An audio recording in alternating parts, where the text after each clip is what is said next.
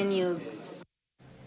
Now, youths in Nyandara County have been urged to enhance their knowledge, leverage existing networks, and identify gaps that hinder them from securing jobs or running their businesses smoothly. Speaking at Ngorika Trading Center in Olkalau constituency during a youth and women empowerment forum, the professionals and investors advised youths to set aside some of the money they earned as savings to invest in small-scale businesses.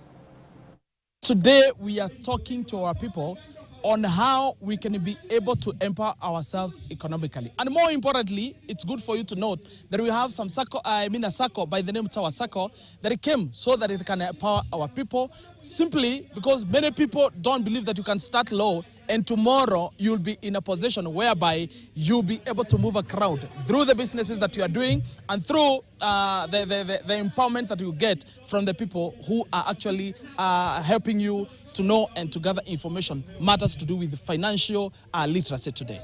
What we are lacking is the literacy, the financial literacy. And after doing all this, we have come out as a foundation because we believe by pulling our efforts together and our resources, we are able to acquire what we call the synergy. And this synergy is what we are pushing, that people can come up together. They can come together and, of course, approach development programs, maybe from the women rep. We have what we call the GAF funding. We have the constituency funding from the national government. We have the national government giving youth and women money, maybe through different programs.